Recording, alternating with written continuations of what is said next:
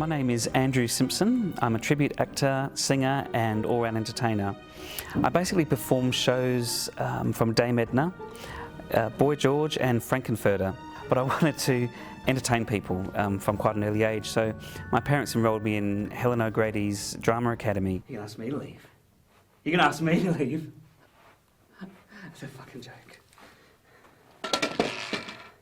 Now you just do what you gotta do and I'll be out of here real quick.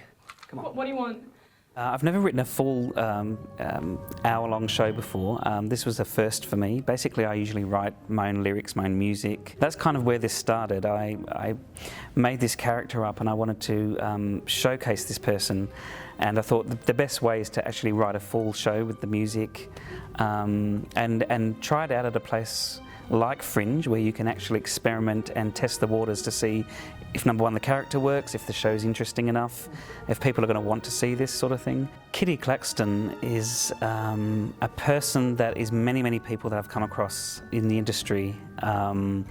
She started out actually as quite a bitter, acid-tongued, failed ex-celebrity, really.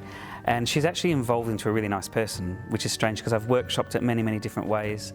And I've found that what felt more true is that she was a former one-hit wonder from the 80s. I actually did write this show specifically for Fringe.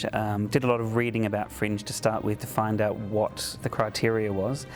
And it's basically anyone with an idea. You can just put the show on, which is a great place to get people to come and see it and test the waters, as I said before.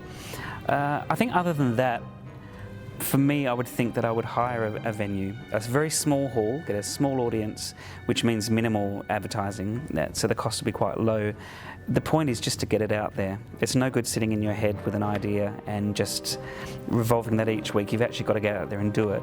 And I think a lot of these venues, I've approached some myself, which don't tend to do a lot of original stuff, but you can actually go to probably an amateur theatre place and approach them and ask them if they're interested to put the show on.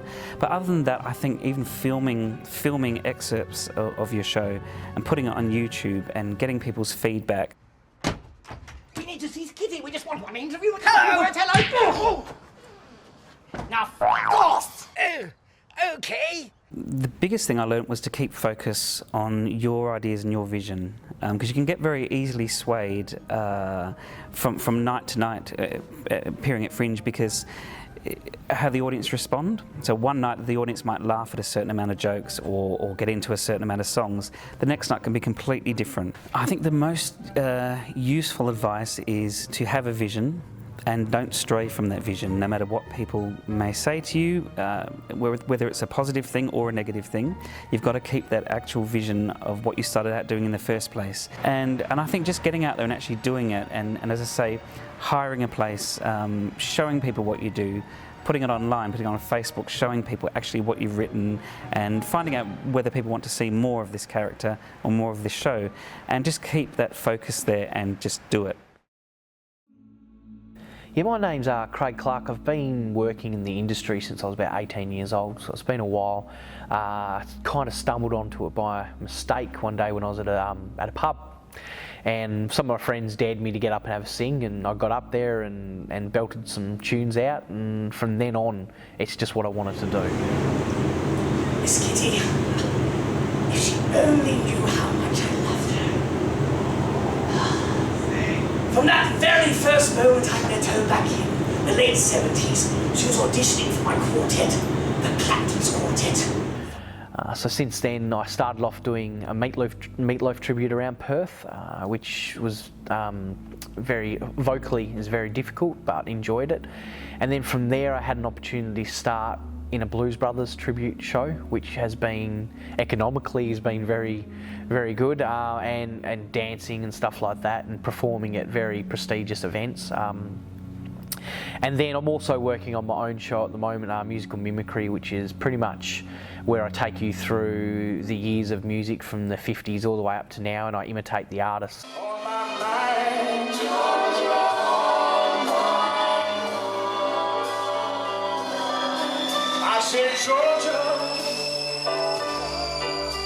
I've performed in 3 theatrical shows that I can think of. I performed in the Rocky Horror Picture Show production that we did at Friends Restaurant. which was a fantastic experience. I also got a chance to perform in the Fringe Festival in 2014 with some very good friends, Bray and Mel. They did it was an improvisation show, all on the spot. It was fantastic. And they played characters called Bill and Ethel. They were old characters, and then I came up with the character Cecil. That was my piece. It's pretty much an old senior that had lost his wife, and all he cared about was his lawn, and as long as he had his bathrobe around him, he was happy. So, and then just recently I was in Kitty Claxton as well, where I performed with Andrew and Greg, and I played a character called Caesar Clapton that I worked on with Andrew to work with Kitty.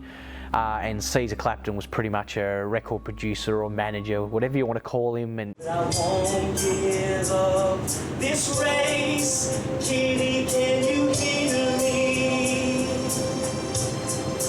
Kitty, can you see me? Kitty, can't you feel me? I'll do anything for you. I've been lucky enough to be at Fringe World twice. My first experience with Fringe World, I was a lot in the background, and I was afraid to come out of my shell. It was all new to me.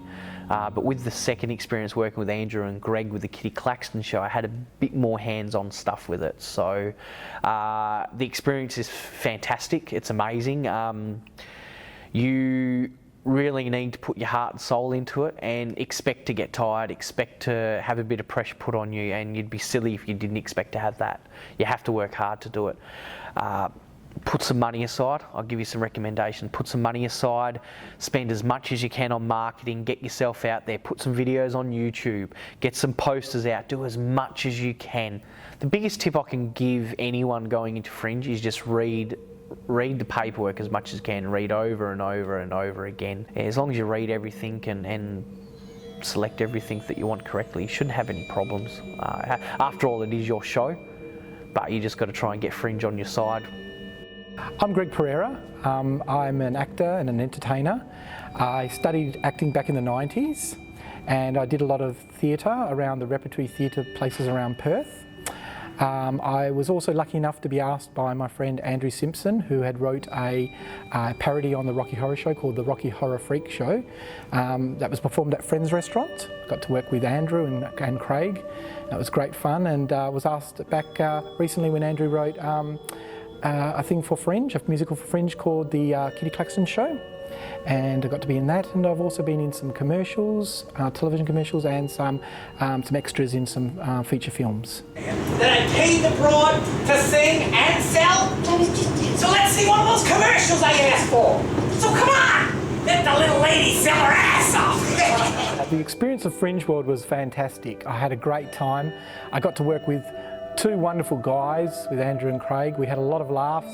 I thought that the script that Andrew had written was really funny. I loved my character. I got to play a villain. I was gonna pay for all this shit, this sound guy and this lighting guy, and I can't pay for all this. I got my Peppermint Grove mansion to pay for, and who's gonna put shoes on my kids' feet, you know, and who's gonna pay for my gold chains, man? You can't do this to me. Get out of here. I loved the whole area, the pleasure garden, the way they'd laid it out. We got to perform in the Casa Mondo tent, a very old tent, and it was just a magical atmosphere, and really loved it.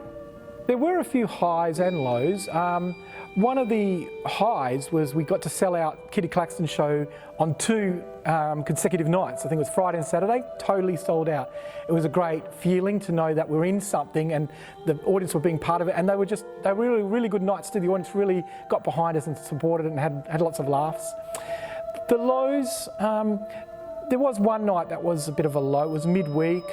It was a very stormy, bad night. The weather was terrible. It was raining and hailing, and yeah. One person so far had bought a ticket, so we weren't sure whether we were going to still go ahead with the whole production or not. It was all, we were just waiting on the balance, wondering, well, should we still go ahead with this one person or not? But luckily, at the last minute, a group of girls came and bought some tickets. I think it was only about 15 minutes before the show was going up, and we got to get the show up and the curtain rose and on with the show. It was great. So we were able to turn that around into a positive anyway. Every time you look at me, the superstar is what you see. Make me monkey there. I would tell other performers, if they're thinking about doing Fringe, just go for it. It's a great experience. But just be aware that there are a lot of fees and a lot of processing fees and registration fees involved in Fringe. So just read the paperwork really carefully. Just know what you're up for. Set aside some money for marketing, because you're going to need that. It's a very big thing.